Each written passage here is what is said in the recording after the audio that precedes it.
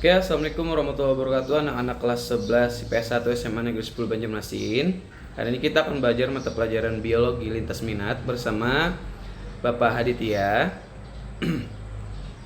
Ini ada gambar Bapak ya. Bapak akan menjelaskan materi hari ini adalah sistem pencernaan. Hari ini kita akan belajar sistem pencernaan pada manusia ya. Waktu kecil kita sering mendengar nasihat orang tua untuk mengunyah makanan dengan baik disertai seruan untuk jangan terburu-buru mengunyahnya. Nah, yang dikatakan orang tua itu memang benar ya. Makan terburu-buru bisa membuat kita tersedak dan membuat kerja sistem pencernaan kita menjadi terganggu. Padahal proses penguraian makanan menjadi senyawa-senyawa yang dapat digunakan oleh tubuh kita terjadi di sistem pencernaan. Kali ini kita akan belajar tentang bagian-bagian dari saluran pencernaan pada manusia beserta fungsi dan apa saja yang ada di dalamnya. Nah, pencernaan manusia itu melalui dua proses ya. Yang pertama, proses pencernaan secara mekanik. Apa itu pencernaan secara mekanik? Yaitu proses perubahan makanan dari bentuk yang besar atau kasar menjadi bentuk kecil atau halus.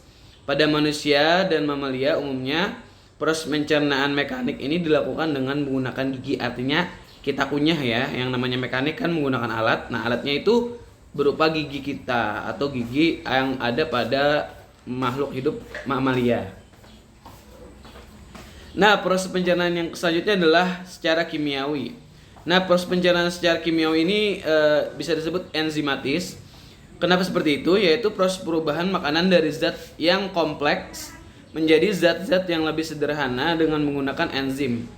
Enzim adalah zat kimia yang dihasilkan oleh tubuh yang berfungsi mempercepat reaksi-reaksi kimia dalam tubuh.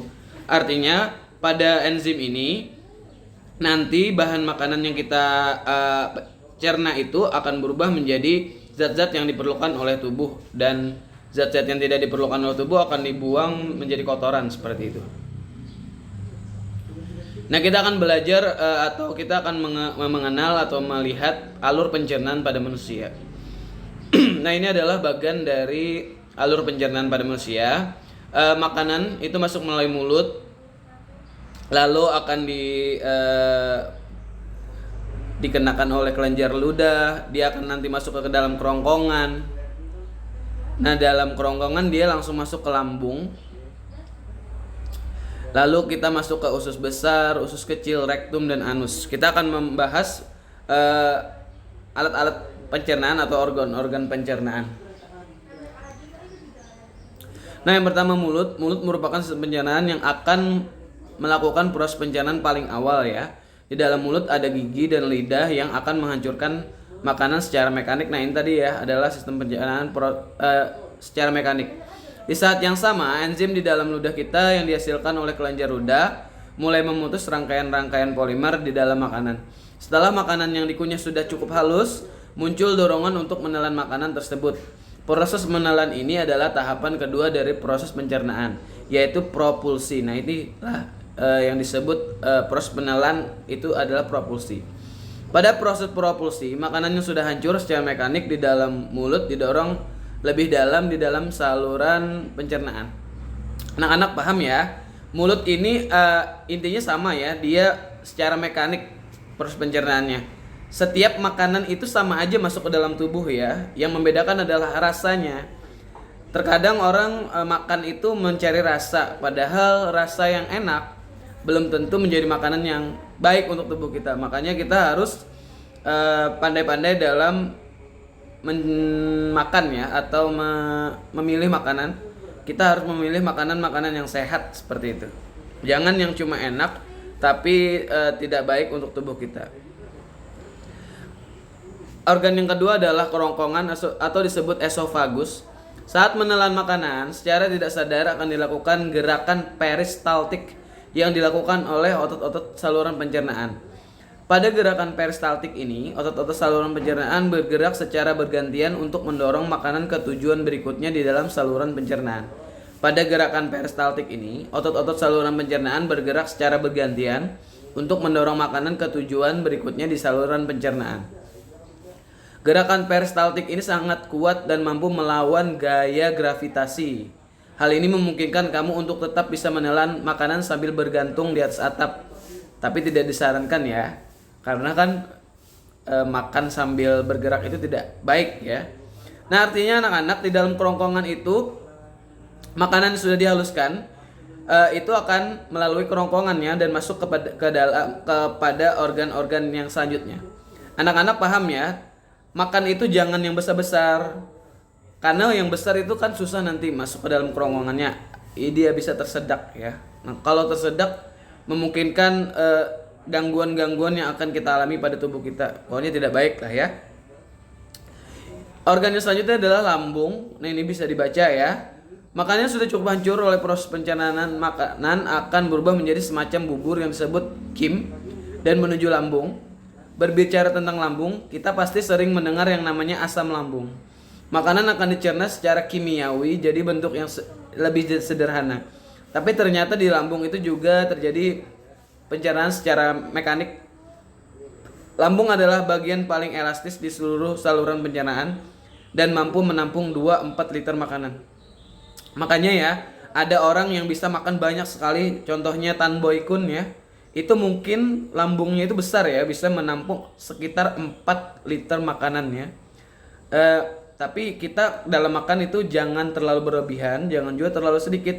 Yang penting kita makan itu supaya kenyang saja, dan yang penting pilihlah makanan yang sehat. Proses pencernaan makanan tersebut tidak cuma ditampung dan menunggu asam lambung bekerja, tapi juga digiling dan dihancurkan oleh dinding lambung yang aktif bergerak. Dinding lambung tersebut terbuat dari struktur yang mirip dengan bagian saluran pencernaan lainnya, ditambah dengan beberapa modifikasi yang hanya ditemukan di lambung. Ada pertanyaan, Bapak, kalau kita termakan koin ataupun benda keras itu akan merusak lambung? Jawabannya iya ya. Tetapi di dalam lambung dia akan secara spontan saja ya. Ini bisa dihancurkan atau tidak ya. Misal kita waktu dulu termakan koin, di dalam lambung koinnya ada, tetapi dia tidak dihancurkan karena tubuh kita itu tahu ini adalah yang bisa dihancur atau tidak ya, seperti itu. Nah, alat organ pencernaan selanjutnya adalah usus halus.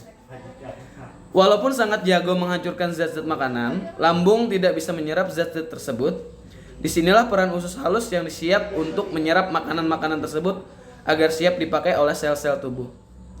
Nah, usus halus ini terdiri dari beberapa bagian ya. Yang pertama usus 12 jari atau duodenum, usus kosong atau jejunum, usus absorpsi atau ileum. Ini bisa dibaca. Nah, usus yang halus ini yang ada yang terburai-burai itu namanya usus halus ya. Nah, yang selanjutnya adalah usus besar. Usus besar ini usus yang paling besar ya. Di usus besar terjadi penyerapan air dan pembusukan sisa makanan. Usus besar terdiri dari 3 bagian utama, yaitu kolon, rektum, dan anus. Ukurannya jauh lebih pendek dibandingkan dengan usus halus, yaitu sekitar 1,5 meter, tapi diameternya 2 kali lebih besar. Ketika masuk ke usus besar, sebagian besar nutrien yang bisa diserap oleh tubuh sebenarnya sudah diserap oleh usus halus. Fungsi utama dari usus besar adalah menyerap sisa air yang ada di feses dan menyimpan feses tersebut sampai dia siap untuk keluar dari tubuh kita. Feses ini kalau dalam bahasa sehari-hari adalah kotoran ya. Nah, selagi menunggu keluar, sebenarnya di usus besar juga tetap terjadi proses pencernaan. Tapi di usus besar, pencernaan bukan dilakukan oleh enzim, tapi dilakukan oleh bakteri-bakteri yang hidup di dalam enzim usus besar ya. Bakteri-bakteri ini bakteri baik ya, bukan bakteri yang jahat. Dia membantu proses pencernaan makanan. Bakteri-bakteri ini akan mencerna bagian kim yang nggak bisa dicerna oleh tubuh dengan menggunakan ribuan enzim yang bisa mereka buat sendiri. Proses ini akan menghasilkan vitamin-vitamin yang penting dan asam lemak yang masih bisa diserap oleh usus besar ya. Nah, bakteri-bakteri ini yang membuat kita sakit perut. Nah, sakit perut ini bukan menyakiti diri kita ya, tapi sakit perut ini membantu kita mengeluarkan sisa-sisa makanan ya, atau sisa-sisa zat makanan yang tidak diperlukan oleh tubuh lagi. Selain itu, bakteri-bakteri itu juga menghasilkan gas-gas seperti karbon dioksida, metana, hidrogen sulfid, dan kapitan ya. Nah, ini adalah gas-gas yang bisa kita buang melalui anus ya, atau bisa disebut ya kalian tahu sendiri ya. Selanjutnya adalah anus. Anus ini adalah organ pencernaan paling terakhir ya. Makanan yang sudah diproses pasti harus dibuang agar tidak menumpuk di dalam tubuh. Maka dari itu anus menjadi organ terakhir untuk membantu pembuangan sisa makanan atau defekasi. Itulah proses pencernaan di tubuh kita. Ingat ya, pencernaan itu terjadi di saluran pencernaan kita yang terdiri dari mulut, kerongkongan atau esofagus, lambung, usus halus, usus besar, dan anus. Ingat anak-anak, makanlah makanan yang sehat, jangan makanlah makanan yang enak. Karena makanan yang enak belum tentu sehat, tapi makanan yang sehat bisa ada yang enak ya. Makanlah makanan yang ibaratnya jangan terlalu mahal, karena yang mahal belum tentu sehat, tapi makanlah makanan yang terjangkau, karena mungkin yang terjangkau adalah sehat ya. Bapak beri nasihat, kita harus menjaga sistem pencernaan tubuh kita dengan makanan-makanan yang sehat ya, sekali lagi. Karena dalam kita hidup ini kita perlu makan, dan makanan yang sudah kita makan itu akan dicerna oleh proses pencernaan pada tubuh kita. Itu saja yang bisa Bapak sampaikan pada materi mata pelajaran biologi tentang sistem pencernaan ya. Kita akan belajar sistem pencernaan pada makhluk hidup yang lain. Yang hari ini kita akan kita sudah belajar sistem pencernaan pada manusia. Salah hilap Bapak mohon maaf. Bapak akhiri, wassalamualaikum warahmatullahi wabarakatuh.